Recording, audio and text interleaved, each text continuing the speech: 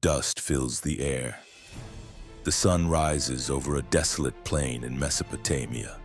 A young king, just 25 years old, grips the reins of his horse. Before him, hundreds of thousands of Persian soldiers, their banners waving, their chariots armed with blades. Alexander of Macedon is outnumbered 5-1. If he loses today, his empire dies here. Behind him, his men wait in silence, knowing they are about to face the largest army the world has ever seen. The ground begins to shake. Persian war elephants bellow. Chariots thunder forward, and yet Alexander does not move. He's been waiting for this moment his entire life. But what Alexander the Great does not know: this is the battle that will make him a legend. Alexander was not born a conqueror, but he was raised to believe he could be. The son of Philip II of Macedon, he grew up watching his father unite Greece under his rule. Aristotle himself was his tutor, teaching him philosophy, science, and ambition. When Philip was assassinated, the young prince suddenly became king at just 20 years old. Rivals thought he would crumble. Instead, he crushed rebellions across Greece with brutal speed. But his eyes were never on Greece. He wanted the world, and to take it, he would start with Persia. To him, it was personal. Decades earlier, Persian forces had burned Athens. Now Alexander swore vengeance. In 334 BCE, he crossed into Asia with a small army of Macedonians and Greek allies. What waited for him was the largest empire on earth, stretching from modern-day Turkey to India. And Alexander was about to challenge it all. The year is 331 BCE. Alexander has already swept through Asia Minor, but now Darius III is done running. On the flat plains near the village of Gaugamela, he assembles a force unlike anything the world has ever seen. Over 200,000 soldiers, thousands of cavalry, war chariots with blades on their wheels, and elephants towering over the battlefield. It is a living wall of steel and muscle, a force 5 times the size of Alexander's.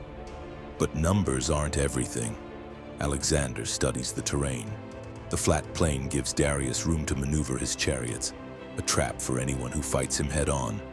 So Alexander hatches a plan. He will stretch Darius's lines thin and strike the heart of Persia with one decisive blow. Both armies stare across the desert that morning. Dust swirls. Shields glint under the sun. One mistake, and Macedonia dies here. The world is about to witness a clash that will decide the fate of empires. The sun climbs higher over Gaugamela. Horns sound. The battle begins. Darius unleashes his scythed chariots first. Blades spin, slicing the air, racing toward Alexander's lines. But the Macedonians are ready. The front ranks open, letting the chariots pass through harmlessly, then closing behind them like a trap. Then the real fight begins. Darius orders a massive advance, his cavalry trying to wrap around Alexander's smaller army. Alexander sees the trap and springs one of his own. He rides to the right with his companion cavalry, drawing the Persian left wing away from the center. Dust and chaos blind the field. At the perfect moment, Alexander pivots, forming his men into a wedge, and charges straight toward Darius himself. The clash is thunderous. Persian lines buckle under the sudden strike.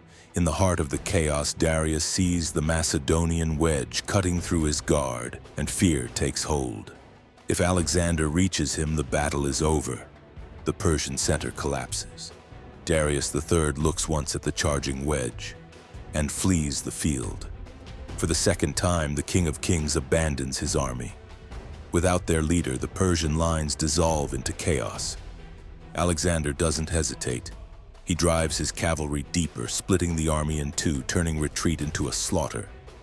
In the dust and blood of Gaugamela, a young king from Macedon achieves the impossible. Against an empire 5 times his size, he has claimed a world-changing victory. This day doesn't just crown a battle, it forges a legend. From this moment forward, Alexander is no longer just a king. He is the master of the known world. With Darius in flight and his empire shattered, Alexander marches through the heart of Persia. He claims the title King of Kings, seizing the throne of an empire centuries old. At Persepolis, the jewel of the Persian world, he walks among treasures beyond imagination.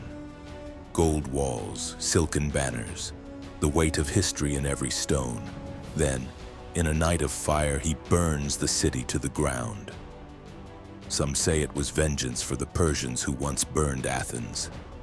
Others believe it was a warning, a signal to the world that a new master had risen. The Battle of Gaugamela changed more than a map. It shifted the balance of civilizations.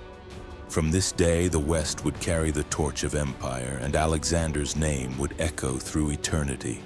Across the plains of Gaugamela, the dust of battle settles. A young king gazes east, already dreaming of new worlds to conquer. History would call him many things: a genius, a tyrant, a god of war. But on this day, he became what he always wanted to be: a legend that time could never erase.